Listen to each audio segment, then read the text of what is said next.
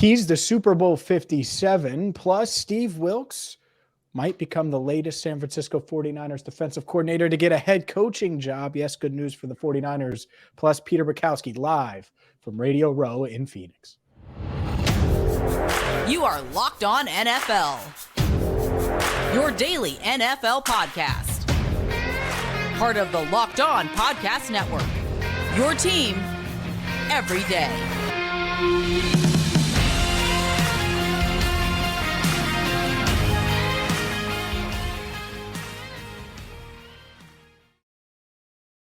Hi again, everyone, and welcome into another edition of Locked On NFL. He's Tony Wiggins. I'm James Rapien. As always, thank you so much for making us your first listen. Today's episode of Locked On NFL is brought to you by Nissan. The only thing more exciting than the big game is the all-new, all-electric 2023 Nissan Ariya. There's only 4 days left until the Super Bowl. Are you ready? The Nissan Ariya, the EV for people who love to drive. Learn more at nissanusa.com. And we're going to go to Phoenix and talk to Peter Bukowski coming up in just a second. But before we do that, well, make sure you subscribe on YouTube and follow wherever you get your podcast. And let's talk about this game, Tony, because it's quite a doozy. It's quite a matchup. Obviously, we've had a week and a half to think about it. And I still don't really know which way I'm leaning. If you told me that the Philadelphia Eagles dominate in the trenches and Jalen Hurts makes a bunch of big plays and A.J. Brown makes plays, I could certainly see that side of it. I could also see the other side where Andy Reid and Patrick Mahomes reign supreme in Super Bowl 57. Which way are you leaning right now as we talk on this Tuesday? Obviously, it's a Wednesday edition of Locked On NFL. That's a tough question. Tough question. Because it requires sort of a long and nuanced answer.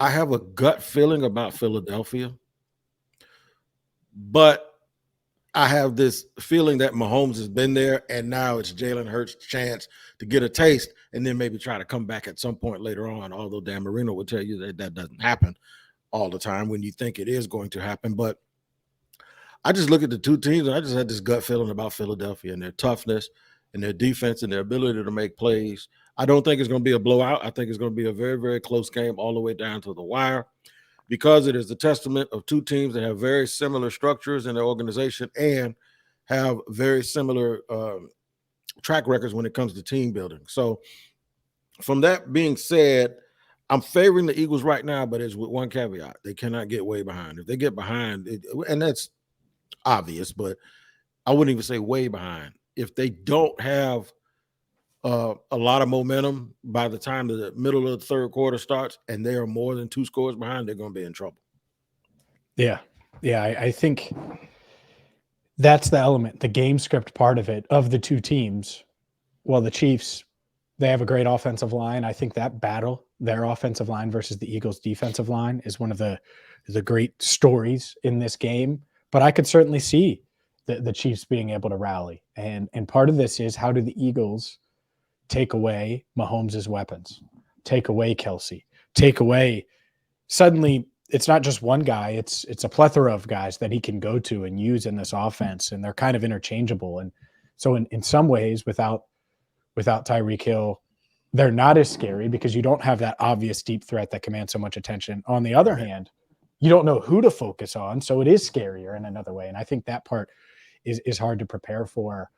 Andy Reid, 2 weeks, I expect this Chiefs offense to be really good, because the reason they weren't that good in against the Tampa Bay Buccaneers when they lost, they couldn't hold up in the trenches. I think it's going to be a heck of a battle this week on Sunday. And I expect them, Creed Humphrey and those boys, are going to hold up in the trenches. They might not be perfect against a stout Eagles defensive front, but I think they'll be solid. I think both teams can brag about their lines of scrimmage. I think if you put all 4 groups in a bag, the one you pull out first is the Eagles' offensive line. They are unreal because they're so big. I think they have 2 first ballot Hall of Famers, or at least 2 Hall of Famers. I ain't gonna say first ballot. I think they have 2 Hall of Famers on that with Jason Kelsey and Lane Johnson. The Chiefs are very good at that spot too, but I just do believe that organically looking at it, the best of those 4 is Philly's offensive line. Now, when you match them up against the other team, the Chiefs actually have a deal breaker when it comes to offensive line versus defensive line, and that's Chris Jones, because he might be the best player of when you add the Chiefs defensive line with the offensive line of the Eagles. Chris Jones just might be the best player of that little matchup. So when you have that one guy that's just that good, it's a deal breaker, man, because you know what? He can wreck all of that stuff up. He could be a bull in the china shop and just say, you know what? It is what it is. And with Philly, they more or less do it with when you switch that unit around and put their defensive line out there. They do it with a bunch of guys, but they do it with a bunch of guys that are all very good. And some of them are seasoned, especially the inside. They're older, but they rotate them. Can the Chiefs get them into a situation where they're not allowing them to rotate the sub packages? Do they go to some sort of tempo to not let Philly bring in Ndamukong Suh when they want to, or bring in Linval Joseph when they want to, or rotate this guy out and get Hassan Reddick in a pass rush posture as opposed to being at Sam? I think that's what, if I'm thinking about Andy Reid, what he's doing is he's going to try to figure out some mismatches, and he's going to try to figure out a way to not Philly be at their absolute best. And I think that's the biggest challenge they might have. Yeah, I agree. I think the trench is such a huge storyline. Let's continue this conversation about Super Bowl 57 with Peter Bukowski. He's at Radio Row right now in Phoenix, and well, we're going to talk to him about this matchup. Maybe sneak in an Aaron Rodgers question or two as well, coming up next on a Wednesday edition of Locked On NFL. All right, I got to let you know about today's sponsor. It is Ultimate GM. And listen, you guys have been killing me all the time wanting to out GM me. Well, you don't have to worry about playing against me, man. You can worry about doing it against the computer. That's right. Ultimate Football GM, if you've heard me talk about this mobile game app as I was on vacation and I was doing it on the airplane in airplane mode, I can tell you how much fun I had competing against my fellow Locked On NFL hosts.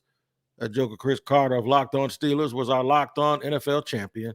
That's right. He is the champion. Well, now it's your turn to compete, but more on that later. Ever dreamed of becoming an NFL GM managing your football franchise? Well, your dream can come true, because now you get a chance to hire the right coaches and coordinators, blend the right personalities, make trades for players, navigate your franchise through free agency and the draft, all on the ups and downs of a season that you have to learn to put up with. You even get occasional suspensions, and you have to decide the discipline on those players. It is absolutely fun, and you're going to love it. Locked On NFL, Jaguars, and Bengals listeners get a 100% free boost to their franchise when using the promo code Locked On. It's all caps in the game store. That's Locked On in all caps, so make sure you check it out today.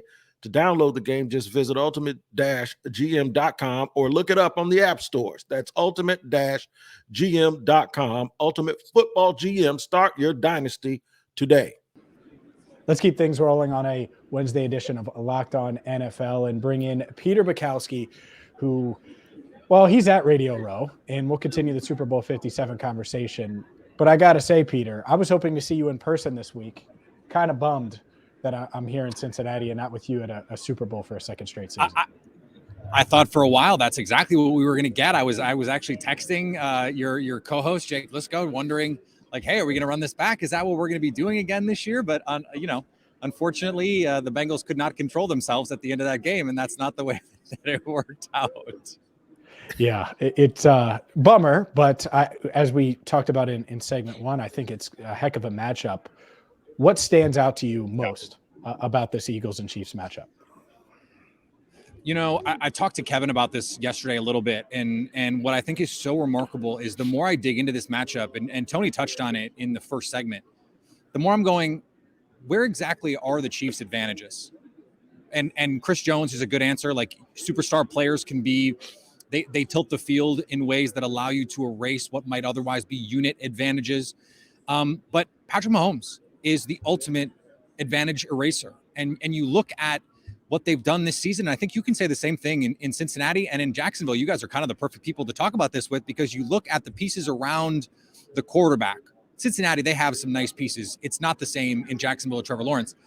Patrick Mahomes is throwing to Juju Smith-Schuster and Marquez Valdes-Scantling and Kadarius Toney rehabilitation project and Isaiah Pacheco out of the backfield, Jerick McKinnon, yes, Travis Kelce, all-time great receiving tight end. He's on the wrong side of 30. Like, it is remarkable that they've been the best offense all season in pick a stat. They've been the best offense all season, and still we are sitting here going, this Philadelphia Eagles roster is better 1 through 53. I don't know what you guys think, but like by a not insignificant margin, I think, than this Kansas City Chiefs roster. And yet I am scared desperately to pick against Patrick Mahomes because he's just that good. And I think this has a chance to be a legacy moment for him, because this would be the kind of win. And I know that the Eagles are not dynastic in that way, but I just think they're better. And if the Chiefs win, I think this says a lot about Patrick Mahomes. If they lose, all of a sudden, you got a couple Super Bowl losses on your resume, a couple AFC Championship losses on your resume. Does this start to become, like early career Aaron Rodgers kind of, narratives? Is there some John Elway in there? I don't know. Like there's a lot on the line for Patrick Mahomes. That's what I'm looking at. I find it fascinating that you have a quarterback coming to his own on a rookie deal, and the team that is built around him shows you what you can do with a quarterback on his rookie deal, because anybody that can go out on a Tuesday and say, okay, Linval Joseph and Ndamukong Suh, y'all come on, we need you. You know what I'm saying? So, and then versus the way the roster is built up, and you just mentioned it, this is what you have to do. You have to go MVS and you have to go Juju when your quarterback makes $237 billion in one season. So the thing is, I think it's all numbers approximate. Right. I think it's a game that really shows the difference in how teams have to be constructed. And what makes it so perfect, Peter, is this. These organizations are actually mirror images of each other, to the point where it's like you're playing against your brother. And in this case, brothers are playing against each other. So the thing is it tells you what you can be when you have a quarterback on a rookie deal, and what that is going to turn into if that rookie, in this case is Jalen Hurts, turns out to be good enough to get that max contract money. And I think the reason that is so interesting too is because, we were sitting here a year ago around this time, if you were talking about the Eagles, going, okay, that's a good roster, but is the quarterback good enough? And then what did they do? They go out and they make the roster even better. And what does Jalen Hurts do? He takes a significant step forward. And so I think it reflects two different kinds of ways to build your team. When you have a quarterback that can do it all, a Patrick Mahomes, it allows you to take some marginal bets on guys like Juju and MVS and hope your quarterback is going to make them better. There's some echoes of what's going on in Cincinnati right now. They're going to have to pay Joe Burrow $60 million a year. They're going to have to pay Jamar Chase $30 million a year. Can they continue to find these marginal advantages to get them back? Whereas Philadelphia, as you said, they can go out and trade a first-round pick and pay A.J. Brown, Texas with a dollar sign, because they have the room to do that. They can go out and pay Javon Hargrave, who is a luxury piece for most teams as a nose tackle, a lot of money, and that allows you to be in this moment and have the most complete roster in football. Same thing in San Francisco, where they're not paying a quarterback, so they've got this awesome roster. It is two different kinds of ways to do it. And one stat that I think is really interesting, over the last decade and a half, teams that have been to more than one Super Bowl have all done it with the same quarterback and head coach. Wow. The Eagles will do it with neither in this game. And that is a remarkable credit to what Howie Roseman has built. Yeah, that's a really good point. I mean, think back to when they drafted Hurts, how the reaction. I can't believe they took a quarterback in the Eagles second fans round. were livid. Livid. And now he's everything you could have imagined and then some. Peter, as far as the trenches, you mentioned Hargrave, and I think that's a really good point. Where would you give the edge? Because the one thing the Chiefs have invested in is offensive line. They have arguably the best offensive line in the NFL, I would say. But the Eagles, I mean, those dudes are tough, and the trenches might determine this game, especially if Mahomes is going to spread it around like he's done all season long. Who would you give the edge to? Chiefs offensive line or Eagles defensive line? I think the answer has to be Philadelphia, because this is an Eagles team that is number one in sacks by like 15. The Chiefs are number two, but like not even close. And the Eagles' offensive line is just better than Kansas City's offensive line. Like, I think they both have good offensive lines, maybe even elite offensive lines. But this is why a lot of these lists sometimes are funny, right? Like, if the Eagles have the best offensive line and Kansas City has a top 5 offensive line, I actually don't think they're that close, right? Like Patrick Mahomes is the best quarterback in the league. I'm trying to think of another guy who's like 6th or 7th. Give me a name quick. Jalen Hurts. This is a good one. Mm-hmm.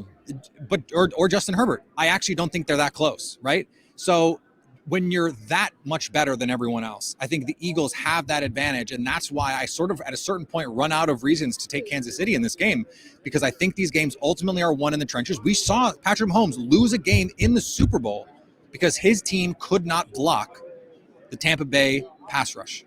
Well, no one could block this Philadelphia pass rush all season, including San Francisco last week. And they have a good offensive line. They have Trent Williams in that building. So I think this is going to have to be the Patrick Mahomes show if Philadelphia is going to, or if the Kansas City Chiefs are going to win, because they have the advantage on both sides of the ball. What's interesting on the other side with Philadelphia is how much can Patrick Mahomes move? Because if he can't move, they might be in big trouble, because this receiver group, we don't know who's going to be healthy for them. And we know this cornerback group, I think you're going to see a lot of too high coverage, a lot of squat corners on the outside so they can come up and tackle. And they're going to make Patrick Mahomes have to hold the ball and then do things off schedule. That is playing right into this pass rush's hands. Guys, I really like Philly in this game, I have to say. I like him too. And, you don't want to go against quarterback and coach, the combo that has already won. Two, they're all both. I know, that's why it's so hard, Tony. I'm so conflicted. It hurts me. Doesn't this feel like some of the old Patriots teams? It does. Like Brady, Belichick, and you look and you're like, their roster isn't as good. It does. But they have, go ahead. So it's similar to the last Patriots-Eagles game in that exact way. Really good offense, so-so defense against what is objectively a better roster in Philadelphia. And guess what?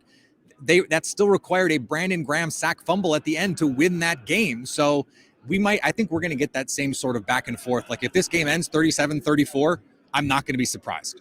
So I'm going to give you an out, Peter, because you say you can't go against the quarterback and the coach. It's cliche, but somebody is going to at some point throw body punches. They're going to invest in the run. And when they decide to do that, it could be a drive or a drive or two. The team that decides to do that and controls the ball for 8 minutes at one point, I think what they're going to do is the secondary benefit of that is they're going to wear the other team's defensive front out. And then they're going to start being able to mix and match. And, guys don't think right when they're tired. And the team that has the best chance to do that I don't. is Philadelphia.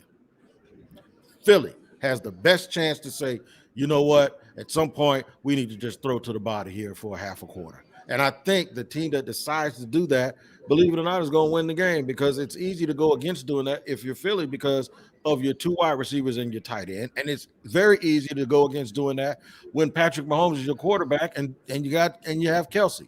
So the team that decides to do the thing that is unnatural is going to win. And I don't think Kansas City is built to say, okay, you want to play too high, we're going to run the ball all day. Like Andy Reid is just not going to do that. And so that's where I think this breaks down for Kansas City, because if they're going to attack Philadelphia where they are going to be weakest, then they're going to have to run the ball. I just don't think they want to do that. Now, they saw a lot of too high coverage over the course of this season. But at the same time, that quick passing game, if you see a lot of squat coverage, that's going to be the plan. Let's play a lot of cover two, jam these guys at the line of scrimmage, and make Marquez Valdez-Scantling and Juju Smith-Schuster get off press coverage from two of the best squat corners in the league. So I think Philadelphia has a lot of the answers to the things that Kansas City is going to try and counter. Again, I have so many reasons why my head says this should be Philly, and yet my heart says take Kansas City. I also have the Chiefs plus 480 to beat the Eagles from a week ago. So I am vested in that as well. Thanks to our friends at FanDuel for that one. He's Peter Bukowski. Make sure you check him out. Locked On Now, obviously Locked On Packers as well. We didn't have time to talk Aaron Rodgers. That's fine. Those that want that can go to Locked On Packers. Locked On Packers is the podcast if you want to listen to that. But yeah, let our listeners know all the coverage that you're going to have from Radio Row this week. We got a lot of fun stuff coming from Radio Row this week. We might even stop out to the Waste Management a little bit, a little golf, because that was the biggest party in Phoenix every year, except when the Super Bowl is here. And so now this is just like double the party. It's like the two frats next to each other are having a kegger the same night. That's basically what's going on here this week. We had some exciting rookie players that we're going to have on the show. Your favorite media personalities, a lot of fun stuff over the next couple of days. Real quick, Peter, who's wearing white? Who's wearing dark uniforms? The Chiefs are wearing white. The Chiefs are wearing white, so the Eagles are wearing green. All right. That's the little superstitious side of you. When you want to go to bed, if you want to go to FanDuel, you better make sure you have that in your pocket too as a tiebreaker. Okay, the Eagles are the home team. Thanks, Peter. Appreciate you, man. Yeah, of course, guys. Good stuff there from Peter Bukowski. Up next, well, a big hire in San Francisco. We'll dive into that. But first, a word from Prize Picks. Prize Picks is daily fantasy the way it should be. And what you do is you pick 2 to 6 players and whether they'll score more or less than their Prize Picks projections. And you can get up to 25 times your money right now with Prize Picks. You can download it in the Prize Picks app in the App Store, or you could go to prizepicks.com today. This is truly daily fantasy the way it should be. So whether it's Patrick Mahomes, whether it's Jalen Hurts, maybe you say, no more NFL, we're going to go to the NBA. Well, they got you covered. College hoops, men's and women's, they got you covered. Esports, they have you covered at Prize Picks. And if you download the Prize Picks app or go to prizepicks.com right now and use promo code Locked On, you're going to get up to $100, a $100 instant deposit match. So if you deposit 50, you'll get 50. If you deposit 100, you'll get 100. Again, with promo code locked on at prizepicks.com or the Prize Picks app for an instant deposit match up to $100.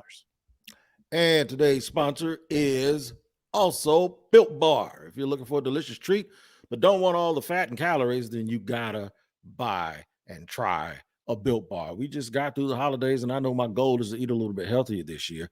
If you're like me, when you want to eat healthier but don't want to compromise taste, then man, I've got just the thing for you. You gotta try Built Bar. With Built, healthy is actually tasty. Seriously. They're so delicious you won't think they're good for you. Perfect for your New Year's resolution. I'm not sure how Built Bar does it, but these bars taste like a candy bar while maintaining amazing macros. And they're even better is that they're healthy. That's the biggest thing about it. Only 130 calories and 4 grams of sugar with a whopping 17 grams of protein. That's right. Head to your nearest Walmart today, walk to the pharmacy section and grab yourself a box of Built Bars. You can pick up a 4-bar box of cookies and cream, double chocolate, or coconut puffs. And if you're close to a Sam's Club, run in and grab you a 13-bar box with our hit flavors, brownie, batter, and churro. You can thank me later. That's right. Built Bar is it. Make sure you get on it. Tap in and tell me what your favorite is. Thank you so much for listening to a Wednesday edition of Locked On NFL. Let's close with the news of Tuesday. And I think this is an excellent hire. Not sure how you couldn't, but Steve Wilks, what he was able to do in Carolina as the interim head coach, was obviously a finalist for that job in Carolina before they ultimately went in another direction. But to me, landing in San Francisco as their new defensive coordinator, I think this is huge for a variety of reasons. One, for Wilks, it's a heck of a defense, and it's a really good hire for the 49ers who are trying to win the Super Bowl next year. But two, Tony, you look at the guys that were there before him as defensive coordinators. Robert Saleh, right? Well, he's a head coach. DeMeco Ryans is now a head coach. It looks like Steve Wilks could be a head coach in maybe not next season, but maybe or not next season, but maybe he spends a year as a defensive coordinator and gets head coaching looks a year from now. Yeah, and he's had a head coaching look, and he got fired after one season, and it was not justified. He was the first. He was before David Culley, and he was before Lovie Smith.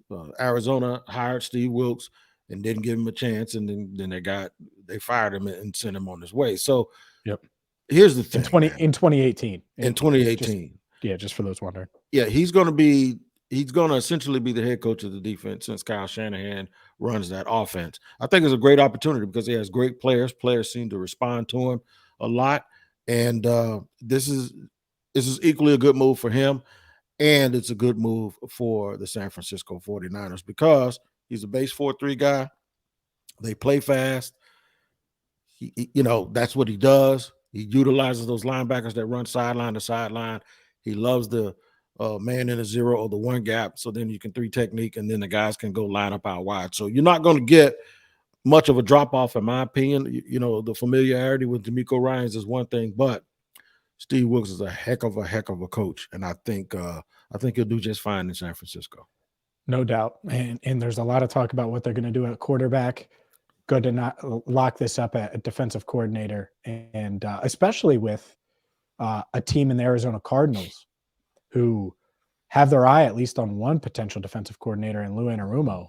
If he gets the job there, you would think that the Bengals would have been at least open to the idea of bringing in a guy with the pedigree of Steve Wilks. And now, obviously he's off the board. Brian Flores off the board, becoming the Vikings defensive coordinator. So 2 guys, I would say, that could be in line for head coaching jobs in the near future that were in the running this year is, Brian Flores and Steve Wilks, both of which have accepted defensive coordinator jobs in the NFC in the past 48 hours. Question for you real quick. And this is a little off subject from Steve Wilks. Yeah. Did you do a cartwheel like I did when basically Sean Payton said, we ain't never heard of that? We ain't going to have none of that foolishness here. Basically, with Russell Wilson in his office with his entire staff of people. I don't know about you, but I just did a cartwheel because I know people think I pick on Russ and I'm like, let's ride and all of that. I'm just down for a quarterback being with his teammates, man, and not being a separatist, especially when you're not winning. Yep. Yeah. I think that Sean Payton clearly made it known.